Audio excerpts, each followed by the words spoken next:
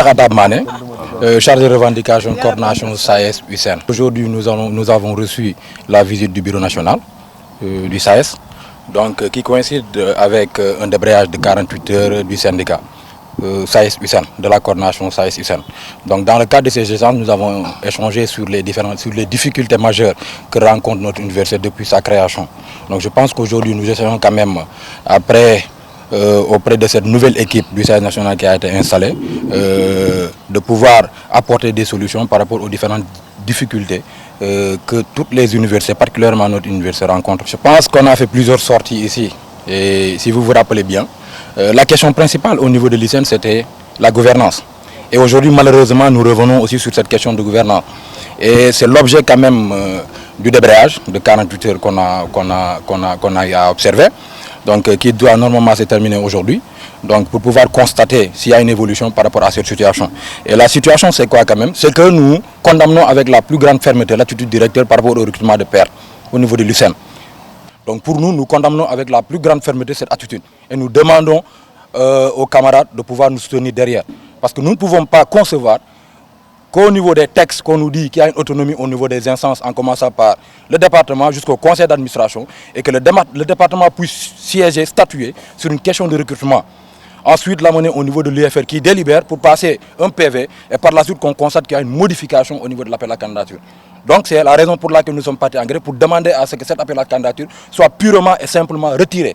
Et nous nous réservons le droit quand même de pouvoir saisir toutes les juridictions compétentes et de pouvoir user de toutes les mesures qui nous sont offertes pour atteindre cet objectif. Donc nous, en réalité, nous allons toujours nous battre pour notre autonomie. Il n'y a pas encore de recrutement. Donc c'est un appel à candidature qui a été lancé. Et nous, au niveau du syndicat, nous demandons à ce que cet appel soit retiré et qu'on puisse ensuite lancer l'appel à candidature qui est conforme au conseil, qui a été conforme à ce qui a été dit au niveau du conseil des départements, notamment aussi au niveau du conseil du FR.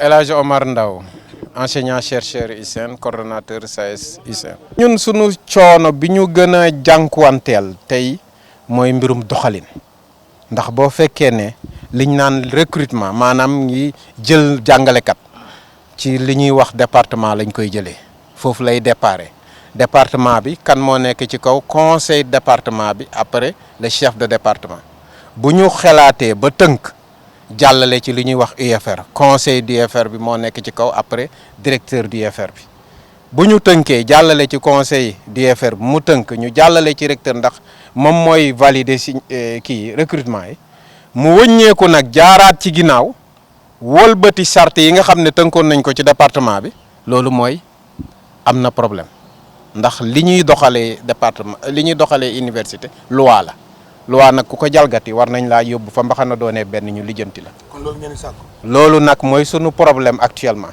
ndax boo xoolee texte yi lu ñu wax département mooy recruter defar comité de restreint de département ñu xool comité bi ñaan par rapport ak li boo xoolee li ñu ki ñu war a recruter nu mu wala mel ñu tënk ko ci fekkente ne département bi am na droit dem jëli beneen jàngalekat.